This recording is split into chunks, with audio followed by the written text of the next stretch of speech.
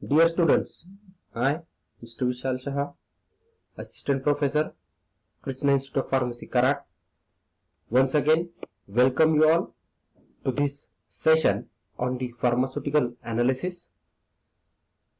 In this video, we are going to cover the second part of the minimization of the errors.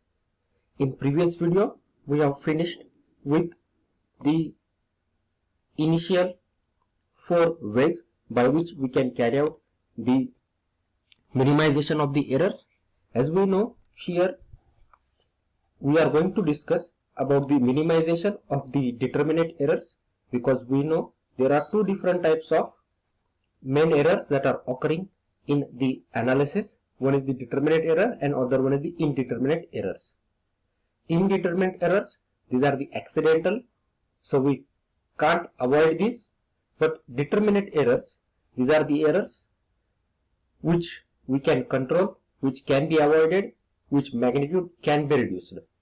So here we are going to discuss different ways by which we can minimize these types of different errors. So let's begin with our today's session. Before starting our today's session, just we will see what are the learning outcomes of this session. Means after this session, students will be able to explain different ways, methods that are used for the minimization of the determinate errors. Once again, I will be repeating this thing because it is important that we are going to carry out the minimization of only determinate errors. We can't minimize the indeterminate errors, or we can't avoid the indeterminate errors.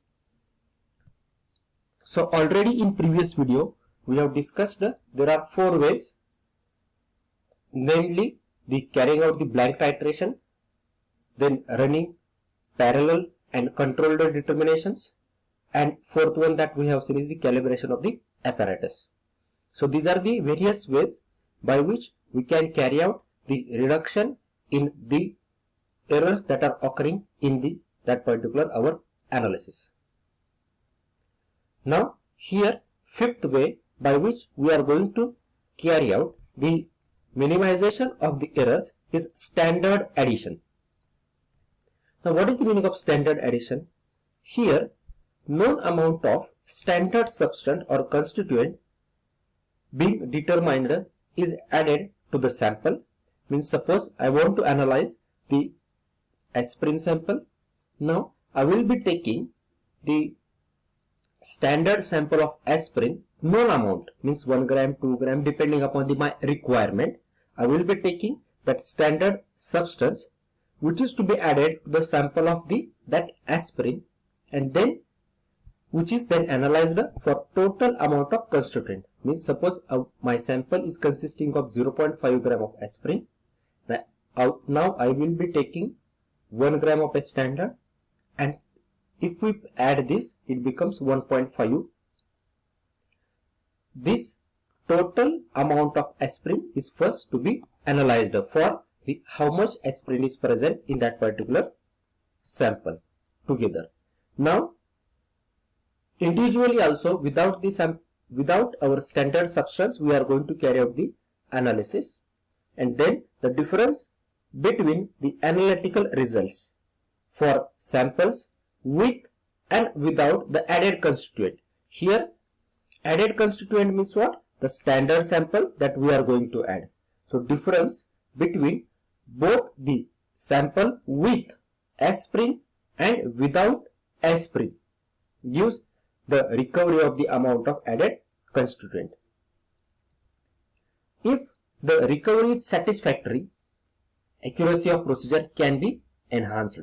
So here with the help of the standard addition, we are going to measure how much amount of sample is to be recovered, and if this recovery of the amount of added constituent is satisfactory, then we can say that whatever the procedure that we have used, that is accurate, and that can be accuracy of that particular procedure can be enhanced.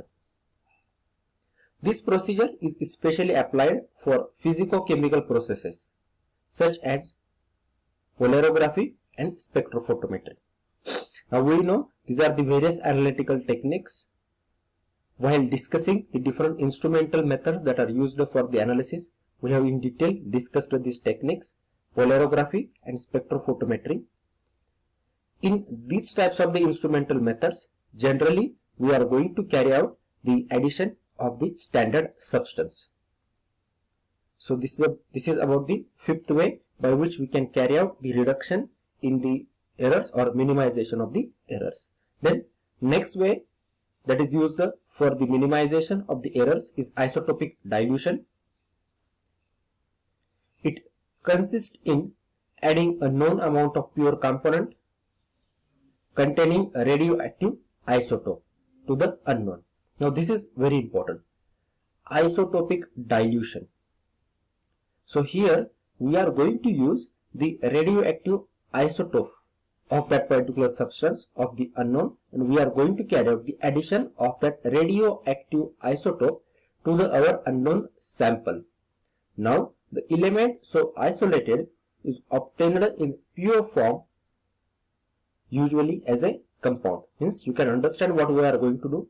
In previous method we have seen that we are going to carry out the addition of a standard substance. Here we are going to carry out the addition of radioactive isotope.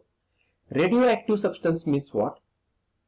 These radioactive substances, they are the labeled so that they can be analyzed with the help of the different physical methods like X-ray. So we can detect the presence of that radioactive isotope with the help of the X-ray scanning. So in our sample we are going to carry out the means whatever the pure sample is there, pure component is there, in that pure component we are going to carry out the addition of known amount of radioactive isotope. Now the element that is to be isolated is obtained in pure form and usually as a compound. So we are going to extract our pure compound in the pure component in the form of the compound. Now its activity is determined with the help of the electroscope. So electroscope is a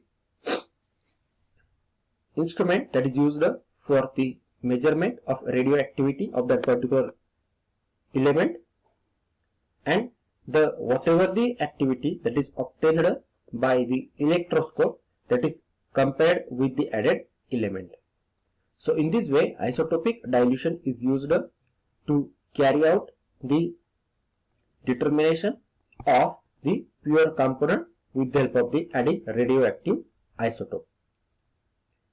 Now the weight of the element in the unknown sample then can be calculated. So unknown samples can be determined with the help of this method also. This is also very important method that is used in case of the radioactive elements. That's why it is known as the isotopic dilution. Standard addition is different and isotopic dilution is a different.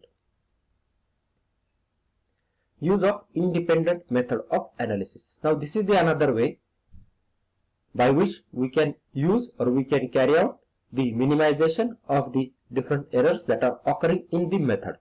Now we have seen different errors that are associated with the method also. If we are not going to use the sound technique for the analysis, then that may also incorporate the different errors, and it is necessary to use a different method in such a case.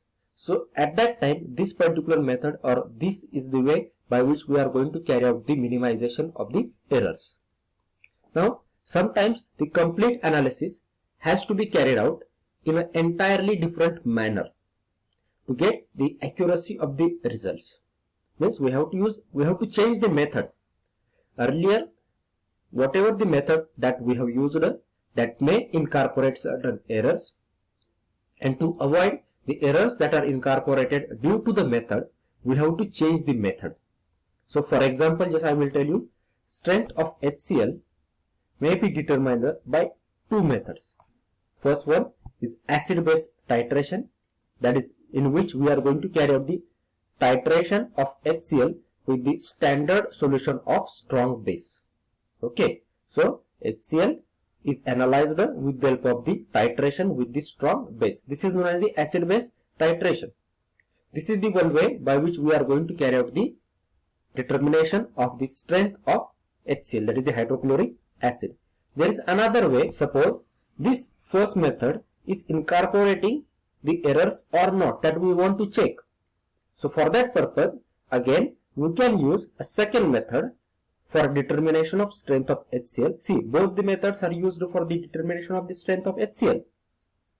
But here we are going to carry out the determination of HCl with the help of the gravimetric analysis. In earlier talk also, I have said that in gravimetric analysis, we are going to carry out the determination of the weight of that particular precipitate.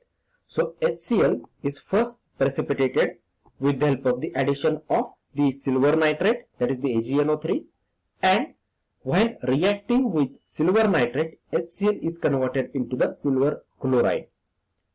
Depending upon the amount of chloride that is present, it will be converted into the silver chloride, and then whatever the precipitate of silver chloride is formed, that is weighed.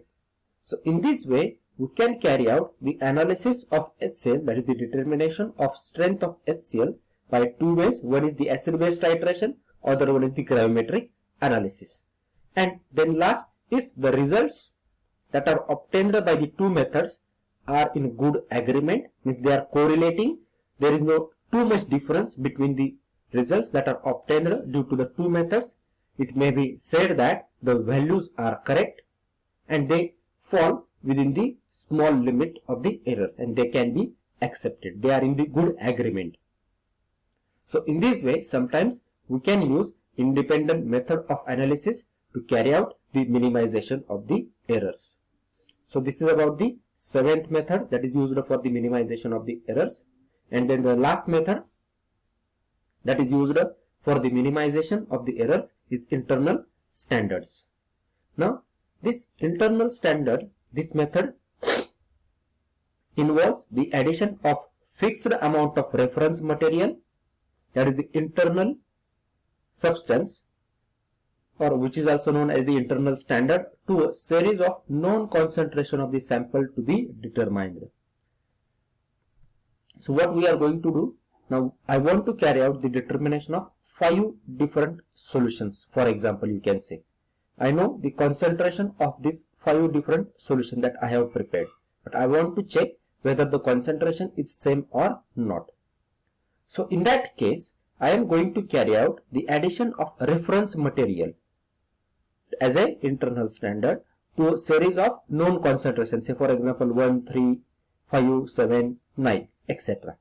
Now the ratios of physical value of the internal standard and series of known concentration are plotted against the concentration values. Means here now we know how much amount of internal standard we are going to carry out, because we are going to carry out the addition of the fixed amount in all these different concentration. Then we will be taking, say for example, as I said, different known concentration means what? 1 milligram per ml, 3 milligram per ml, 5 milligram per ml, and 7 and 9, and in which we are going to carry out the 1 milligram of a reference material. Now we will be taking the ratio of the physical value, that is the 1 by 1, 1 by 3, 1 by 5, like this, and we are going to carry out the plotting against the concentration values. Now this plot should give a straight line, and any unknown concentration that can be determined by adding the same quantity of internal standard and finding where the ratio obtained falls on the concentration scale or not. In this way, this method is also utilized for determination of the concentration of unknown substance. So these are the various ways by which we can carry out the minimization of the errors. So this method is particularly interest for spectroscopic as well as the chromatographic determinations. Now you have this exercise for you. You have to use this particular link, in which you type this link into your Google. Then you can use the password that is provided in the group and write your name and solve the question that is given in this particular exercise. Thank you. If you like the content of my channel, please like, share and subscribe to my YouTube.